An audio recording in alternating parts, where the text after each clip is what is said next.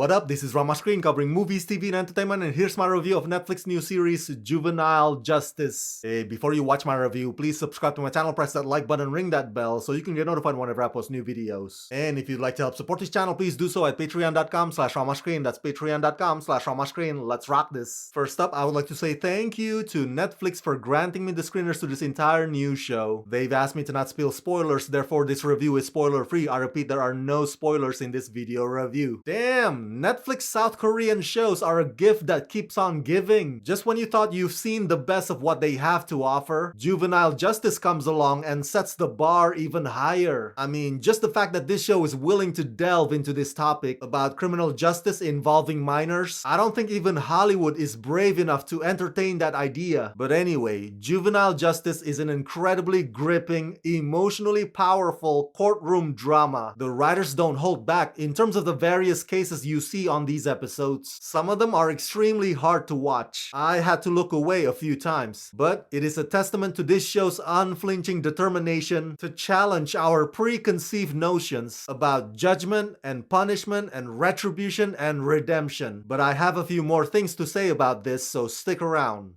Directed by Hong Joon-shan, Juvenile Justice tells the story of a judge named Shim Yun-suk, who's very open about how much she dislikes juvenile delinquents. She's the newly appointed judge of a juvenile court in Yeonhwa District. There, she breaks customs and administers her own ways of punishing the offenders, later realizing the social troubles children face and how society is also responsible for the children's malicious behaviors.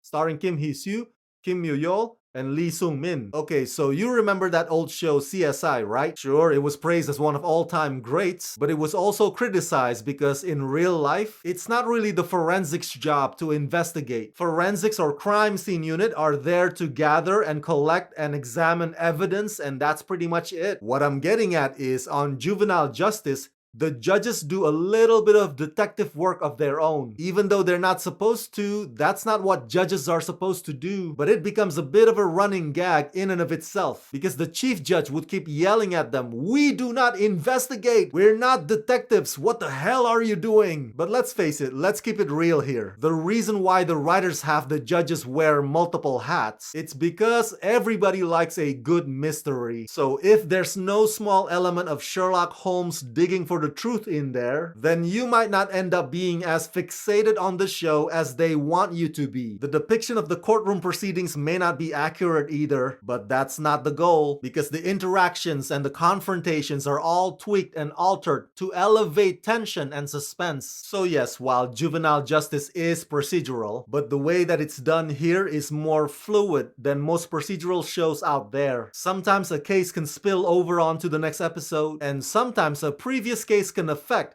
how a subsequent case gets handled or decided. And the connecting thread through all of that are the professional and the personal journeys of Judge Shim, Judge Cha, and Judge Kang. Speaking of whom, the lead character, Judge Shim Yun-suk, is astoundingly cynical. She may pass herself off as cold and distant and heartless and having very little faith in people, but she's actually quite fair in her ruling. And she won't admit this, but deep down she actually cares. Actress Kim Hye-soo plays this role with the most straight face I've ever seen. Laser focused and fearless, but Kim can also be vulnerable. One of the best, most versatile pieces of method acting I've seen all year. Throughout this show, the story deals with corruption, societal issues, parental neglect, peer pressure, sins of the past, all the way to the root of why Judge Shim hates minor delinquents. Juvenile Justice is very layered. If there is one criticism that I can point out, is that sometimes some of the monologues can get too preachy and time-consuming. Nevertheless, I don't take them as nails on a chalkboard. This show's true strength is in bringing up the things that would spark conversations, as uncomfortable as they may seem, because as you're watching these episodes, there will be a tug of war going on in you. Part of you wants to immediately jump to concluding guilty, but part of you wants to give so-and-so the benefit of the doubt. There's a tendency to just lock up the minors and throw away the key whenever they do bad. But it's never always that easy, and it's never always that black and white. There's a fine line between complicated offenders and those who are too far gone. Even the biases of the judges themselves can factor in. And so juvenile justice invites us to continually question and frequently wonder what is right and what is wrong under the law. This show is very nuanced, very complex, and 100%